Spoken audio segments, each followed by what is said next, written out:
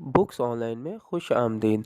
Subscribe कीजिए और bell icon पर क्लिक करके हमारे चैनल के लेटेस्ट नोटिफिकेशंस को ऑन कीजिए।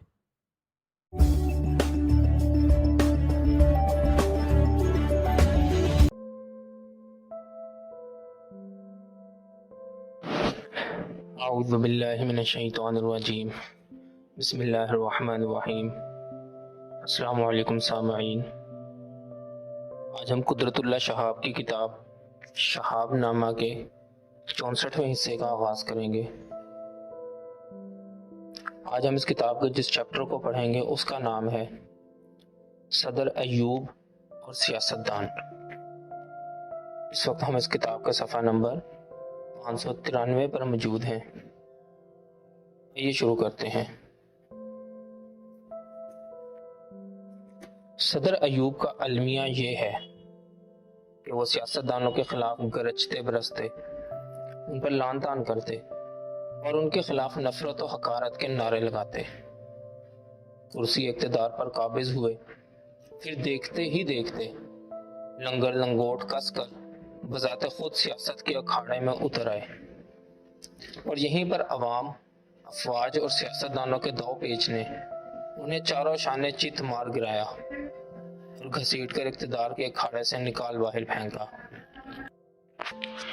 सियासत और सियासतदानों के खिलाफ फील्ड मार्शल का रवैया किसी गहरी सोच बचार, किसी इस्तदलाली छानबीन या बालग नजरी का नतीजा न था। उनके जहन ने बहुत से मुतफरिक इक्का दुक्का और इत्तफाकी वाक़यात को, जो कहीं कहीं और कभी कभी नुमायां हो चुके थे, यकजा करके कंठ माला की तरह गले में पहन रखा था। इन वाक़यात की रोशनी में वो सियासत और सियासतदानों के खिलाफ हर किस्म के इल्ज़ामात, मफरूज़ात और नज़रियात कायम करके उन्हें हद दर्जा नाक़स, नकारा और बदराह साबित करने में हम वक्त कमर बस्ता रहते थे। Brigadier F.R. खान के ब्यूरो ऑफ नेशनल रिकंस्ट्रक्शन से उन्होंने खान लियाकत अली खान से लेकर अपने ज़माने तक नए और पुराने चीदा चीदा सियासतदानों के किरदार, गुफ्तार और अमाल के मुतल्लिक तफसीली यादाश्तें मुरतब करवा रखी थीं, जिनका हवाला देकर इस मौजू पर वो अपनी गुफ्तगू को नहायत चटखारेदार और लच्छेदार बनाने के रसिया थे। वज़ीर आज़म लियाकत अली खान को वो दूसरे सियासतदानों की निस्बत ज़्यादा दानिशमंद, मुदब्बिर और काबिल एहतराम तस्लीम करते थे। इसके बावजूद वो मिस्टर हुसैन शहीद सहरवर्दी के बारे में उनका एक वाक़या बार बार सुनाने के शौकीन थे। 11 सितंबर 1950 को कराची में कायद आज़म के दूसरे यौम वफ़ात की याद में एक बहुत बड़ा जलसा आम मुनक़्क़द हुआ था। इस जलसे को खिताब करने वालों में आइन साज असम्बली के सदर तमीज़ुद्दीन खान, सिंध के मोहम्मद अयूब खोड़ो और सैयद मीरा मोहम्मद शाह, सरहद के यूसुफ खटक के अलावा वज़ीर आज़म लियाकत अली खान भी शामिल थे। नवाबजादा लियाकत अली खान की तवील तकरीर में मिस्टर हुसैन शहीद सहरवर्दी को ख़ास तौर पर तनकीद का निशाना बनाया गया। इस मौजू पर उनकी तकरीर के कुछ हिस्से जो अखबारात में शाया हुए थे दर्ज झेल हैं। पाकिस्तान टाइम्स, लाहौर, 13 सितंबर 1950। मिस्टर सहरवर्दी आजकल हर रोज तकरीरें करने और बयानात जारी करने में मसरूफ हैं। ये वही साहिब हैं जो हिंदुस्तान के मुसलमानों का इत्तेहाद पारा पारा करने के बाद यहाँ तशरीफ लाए हैं।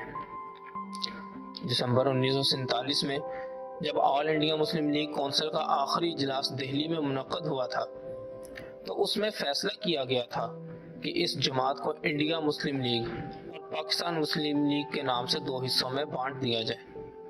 सहरवर्दी ने मुखालफत करके इंडिया मुस्लिम लीग को कायम न होने दिया और अपने इस मौक़िफ़ का प्रचार शुरू कर दिया कि हिंदुस्तान में अब फ़िरका वाराना बुनियादों पर किसी जमात की गुंजाइश बाकी नहीं रही। मैं पूछता हूँ कि क्या वहाँ पर हिंदू महासभा और सिख अकाली दल जैसी फ़िरका वाराना पार्टियाँ मौजूद नहीं थी? सहरवर्दी का मकसद सिर्फ ये था कि हिंदुस्तानी मुसलमानों का इत्तेहाद ख़त्म कर दिया जाए और आइंदा वो अपने ऊपर ढाए गए जुल्म सितम के खिलाफ आवाज़ उठाने के काबिल न रहें। अब तक इनका यही सबसे बड़ा और शानदार कारनामा है। اب پاکستان آنے کے بعد بھی مسٹر سہروردی اور ان کی سیاسی جماعت عوامی مسلم لیگ پاکستانی مسلمانوں کے اتحاد اور یقین کو توڑنے مروڑنے میں مصروف عمل ہے۔ سہروردی کا دعویٰ ہے کہ پاکستان کے حالات روز بروز بد سے بدتر ہوتے جا رہے ہیں۔ وہ اس قسم کی باتوں کا پرچار کر کے کس کو فائدہ پہنچانا چاہتے ہیں؟ بے شک ہمارے دشمنوں نے یہ کتے ہمارے خلاف بھونکنے کے لیے چھوڑ رکھے ہیں۔ یہ لوگ وطن کے غدار ہیں، جھوٹے ہیں، منافق ہیں۔ For whose benefit, I ask, is all this being said? The enemies of Pakistan have let loose these dogs who talk like this. I say they are traitors, liars and hypocrites. وزیر اعظم لیاقت علی خان کی تقریر کے مندرجہ بالا حصے صدر ایوب نے اپنی ایک ڈائری میں اردو اور انگریزی دونوں زبانوں میں درج کر رکھے تھے۔ اقتدار میں آنے کے بعد کچھ عرصہ تک ان کا یہ دستور رہا کہ اپنے چیدہ ملاقاتی اور نجی محفلوں میں وہ سیاست پر تنقید کرتے ہوئے اس تقریر کا یہ حصہ بھی نہایت چٹخارے لے لے کر سنایا کرتے تھے۔ یہ عمل وہ اتنی بار دہرا چکے تھے کہ میرا اندازہ ہے کہ اس کے بہت سے فقرے انہیں زبانی یاد ہو گئے تھے۔ کئی بار ان کی یہ حرکت بڑی طفلانہ اور مضحکہ خیز نظر آتی تھی، لیکن ان کے ملاقاتی اور نجی محفلوں میں شریک ہونے والے افراد کی اکثریت جی حضوریوں پر مبنی تھی۔ اس لیے کسی میں یہ ہمت نہ تھی کہ وہ اپنے ممدوح کو اس بھونڈے اور بچگانہ فعل کی وجہ سے خواہ مخواہ سرمایہ تضحیک بننے سے روکتے۔ سیاست اور سیاستدانوں کو اپنی تنقید کا ہدف بنانے کے ضمن میں صدر ایوب وزیر اعظم لیاقت علی خان کے زمانے کی ایک اور مثال بھی بڑے شوق سے بیان کرنے کے عادی تھے۔ جنوری 1949 میں حکومت پاکستان نے ایک ایسا قانون نافذ کیا تھا جسے عرف عام میں پروڈا کہا جاتا تھا۔ اس قانون کا پورا نام یہ تھا public and representative offices disqualification act.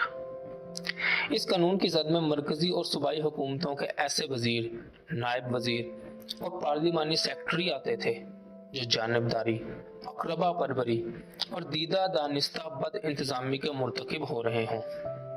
اگرچہ یہ ایکٹ 6 جنوری 1949 کو جاری ہوا تھا، لیکن عملی طور پر اسے 14 اگست 1947 سے نافذ العمل قرار دیا گیا تھا۔ یہ قانون سیاسی عہدیداروں کے سر پر ایک مستقل شمشیر برہنہ کی طرح آویزاں ہو گیا، کیونکہ ان پر بدعنوانیوں کے الزامات عائد کر کے انکوائریاں شروع کروانا اس ایکٹ کی رو سے ہر کس و ناقص کی دسترس میں دے دیا گیا تھا۔ اگر 5 افراد 1,000 روپیہ چندہ کر کے 5,000 کی رقم کے ساتھ کسی مرکزی یا صوبائی وزیر کے خلاف الزامات لگا دیں تو اسے نہایت آسانی سے پروڈا کی سلیپ پر لٹکایا جا سکتا تھا۔ الزامات ثابت ہونے کی صورت میں ملزم کو 10 سال تک کے لیے کسی سیاسی عہدے سے معطل کرنے کی سزا مقرر تھی۔ اس قانون کا سب سے زیادہ استعمال صوبہ سندھ میں ہوا، جہاں صرف ایک وزیر کو چھوڑ کر صوبائی کابینہ کے تمام وزراء کرام یکے بعد دیگرے اس ایکٹ کی لپیٹ میں آئے۔ ایک جمہوری دور میں بھی جبکہ صوبوں میں بھی ایک ہی سیاسی جماعت کی وزارتیں قائم تھیں، اس قسم کے قانون کا نفاذ بلا شبہ محل نظر ہے۔ اس میں کوئی شک نہیں کہ یہ قانون ایک سیاسی ہتھیار کی حیثیت سے عالم وجود میں آیا تھا اور سیاسی مقاصد کے لیے استعمال بھی ہوا، لیکن ستمبر 1954 میں جب آئین ساز اسمبلی اور گورنر جنرل غلام محمد کے درمیان محاذ آرائی شروع ہوئی تو اس خوفناک ہتھیار کو گورنر جنرل کے ہاتھ سے چھیننے کے لیے اسمبلی نے یہ قانون منسوخ کر دیا۔ اس مثال کو بار بار دہرا کر اس سے صدر ایوب یہ نتیجہ اخذ کیا کرتے تھے کہ وزیر اعظم لیاقت علی خان سمیت پاکستان کی تاریخ کے کسی دور میں بھی حکمرانی کا کوئی بھی سیاسی نظام کبھی کامیاب نہیں ہوا، خاص طور پر برطانوی طرز جمہوریت کا تجربہ ہمیشہ ناکام رہا ہے۔ انشاءاللہ اگلی ویڈیو میں